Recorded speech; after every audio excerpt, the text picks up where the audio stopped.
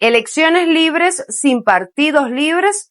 Venezuela habla de una nueva ruta, pero con cabos sueltos en la mesa de negociación. También está Diosdado Cabello frente a la transición y una cifra que golpea al sistema de justicia: 51 presos muertos en solo 4 meses. Y más adelante les contamos cómo Colombia activa recursos para la reconstrucción y deja una lección que Venezuela vive en carne propia. Después de la tragedia, ¿quién vigila el dinero? Después de un terremoto viene lo más difícil: encontrar sobrevivientes, respuestas, levantarse y seguir adelante. Hoy Venezuela acompaña a Colombia. En minutos, las claves, el análisis y lo que hay detrás de cada noticia. Estás en la emisión matutina de Impacto Venezuela de este miércoles 12 de agosto de 2026. Soy Mildred Manrique, comenzamos. En Venezuela cada vez se habla más de elecciones, pero antes de poner una fecha, hay una cuenta pendiente. ¿Quiénes podrán participar y con qué partidos? Quique Frías nos cuenta. La deuda pendiente en la mesa de la transición conforme pasan los días se apila y se vislumbra incompleta. Entre los elementos que han sido mencionados se encuentra la reinstitucionalización, no solo del propio Estado, sino de los partidos políticos intervenidos, rebajados o ilegalizados en los últimos años del régimen chavista. Se habla de elecciones libres, pero ¿cómo se puede llegar a eso cuando el ciudadano no puede escoger con normalidad por su elección política de preferencia? Rompiendo esos esquemas tradicionales de pesos y contrapesos que en el concepto moderno de democracia pues son altamente necesarios, los pesos y contrapesos institucionales, los balances para determinar que el liderazgo de un país sea más colectivo. Es un fenómeno que en el caso de Venezuela el chavismo como movimiento político lo ha tenido, lo llevó a su máxima efervescencia con el expresidente Hugo Chávez. El mapa partidista venezolano quedó golpeado por años de intervención judicial y control electoral. Partidos históricos como Acción Democrática y COPEI, nacidos antes del chavismo y protagonistas de la democracia venezolana del siglo XX, fueron fracturados entre autoridades legítimas y directivas impuestas o cuestionadas. A ellos se suman organizaciones del ciclo opositor más reciente, como Primero Justicia y Voluntad Popular, también intervenidas o bloqueadas. En la medida en que persistan estos criterios, persistan estas irregularidades, pues en esa misma medida se deteriora la convivencia democrática y la necesidad de establecer y de acordar y de cumplir reglas claras. En este mismo contexto, partidos intervenidos, como es el caso de COPEI, empujan la narrativa de que no tiene sentido unas elecciones en el corto plazo, mostrando afinidad por una transición extendida, gradual y condicionada a acuerdos previos. Que no haya más vendidas de humo en relación a que hay un proceso electoral a corto plazo. Seamos responsables con este tipo de materia. Esta es una materia álgida que requiere de mayor debate, de mayor consenso.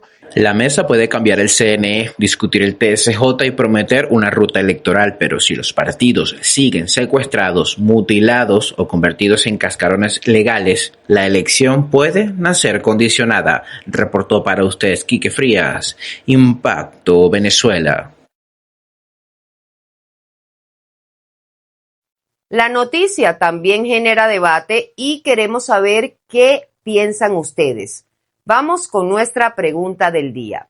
Antes de hablar de elecciones, fechas y hasta candidatos, quizás haya una cuenta pendiente.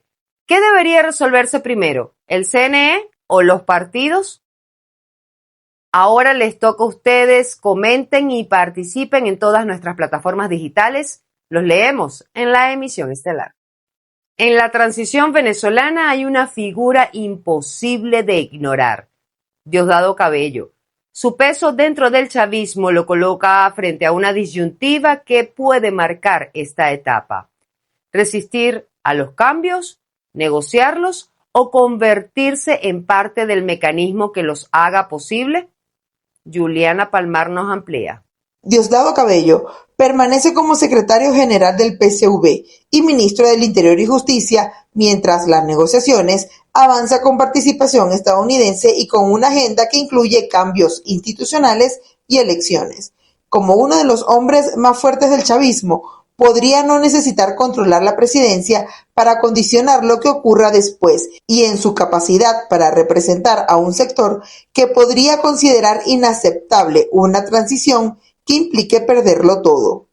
Ojalá aquellos sectores que se han negado a hablar, que se han negado a conversar, que se han negado a sumarse o que simplemente van al diálogo solo por estar ahí y cuando les toca firmar desaparecen. Recuerden Santo Domingo. Santo Domingo, ¿cuántos llamados a diálogo hizo el presidente Maduro? ¿Cuántos? Apenas la presidenta Delcy se encargó, lo primero que dijo, vamos a hablar. Lo primero que dijo. Y en este espacio hemos hablado con países de todo el mundo.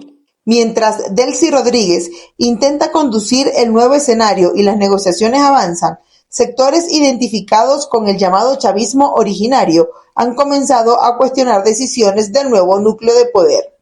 Cabello queda en medio de esta disputa, puede convertirse en el jefe político de quienes se resistan a entregar espacios de poder, pero también el negociador que consiga garantías para estos sectores. Cabello no necesariamente tiene que frenar la transición, podría intentar negociar cuánto el chavismo sobrevive a ella. ¿Puede Diosdado convertirse en el principal obstáculo de la transición? Sí, podríamos decirlo estructuralmente porque Cabello representa el nexo operativo entre el partido, las bases armadas informales, es decir, lo que llamamos colectivos, y los cuerpos de seguridad de la línea dura. Si la transición se plantea bajo términos punitivos, es decir, sin garantías de impunidad para los pesos pesados del régimen, él posee la capacidad de dinamitar acuerdos desde adentro mediante sabotaje institucional, movilización de bases radicales o fracturando la disciplina de las fuerzas de seguridad. ¿Qué sectores militares podrían respaldarlo? Las bases de oficiales medios y mandos operativos vinculados al control territorial y de inteligencia al respaldo castrense hacia Cabello no se fundamentan necesariamente en una lealtad ideológica pura, sino en intereses corporativos compartidos y en redes de economías ilícitas o de protección mutua, ¿no? Diosdado Cabello mantiene una larga trayectoria de vínculos con el estamento militar y Washington mantuvo contactos con él antes y después de la salida de Maduro. Por eso, el futuro del segundo hombre del PSUV podría depender menos de su capacidad para imponerse y más de su habilidad para negociar. Si acepta una transición con garantías, puede intentar convertirse en el articulador del chavismo que sobreviva como fuerza política. Para Impacto Venezuela, Juliana Palmar. En materia de derechos humanos, 51 presos muertos en 4 meses. Detrás de esa cifra hay una crisis carcelaria que no puede seguir esperando por una reforma al sistema de justicia. María José Prado con el reporte.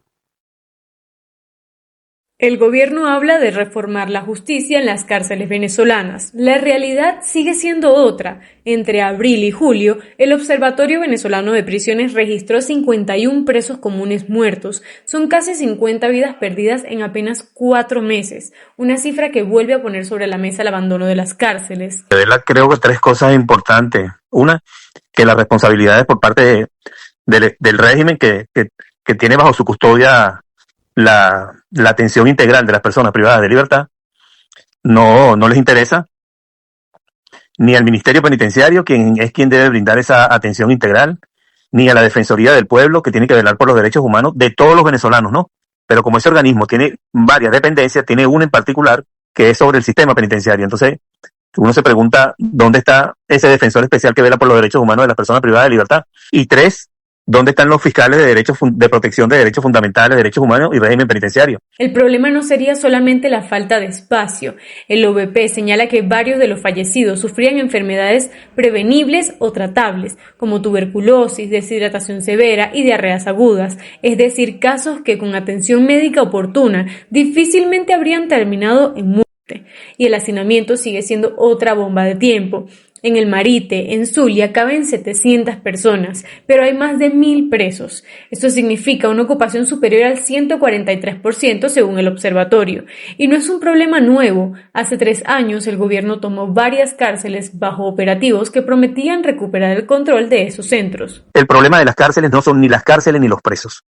Son los funcionarios que no tienen ni experticia ni gerencia, ni saben lo que van a hacer para cumplir lo que es la reinserción social de las personas privadas de libertad. Hasta que no hayan funcionarios aptos para lo que es la reinserción social, nosotros no vamos a tener cárceles que sirvan para rehabilitar a las personas una vez que obtengan su libertad.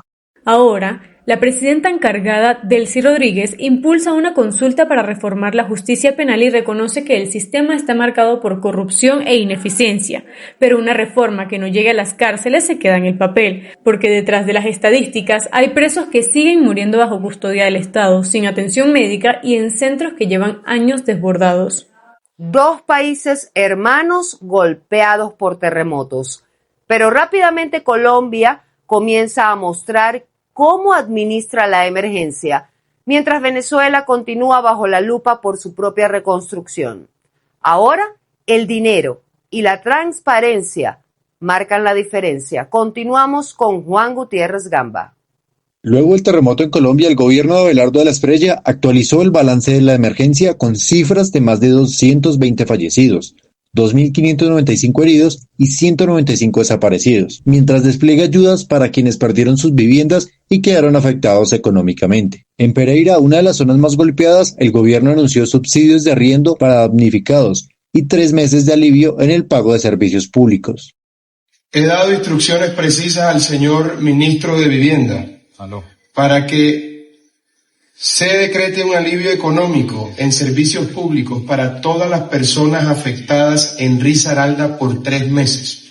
Vamos a hacer ese censo y vamos a otorgar esa posibilidad para que la gente pueda tener un respiro en medio de esta tragedia. Son medidas que buscan atender una consecuencia para familias que perdieron viviendas, ingresos y capacidad de afrontar sus gastos. Son los retos que atraviesa el gobierno del presidente Abelardo de la Espriella, en los que tiene que empezar a tomar decisiones económicas para nada fáciles, pero que son requeridas, decisiones que ya se vivieron tal vez en la pandemia del COVID-19 que tomó el presidente Iván Duque, y bueno, empezar a de algún modo ayudar a las familias colombianas. El contraste con Venezuela aparece en un punto sensible. Después de los terremotos del 24 de junio, las organizaciones de la sociedad civil cuestionaron la información disponible sobre víctimas, daños y manejo de la emergencia. En Colombia, el desafío será mantener esta información pública cuando termine la etapa de rescate y comiencen las obras. Estados Unidos,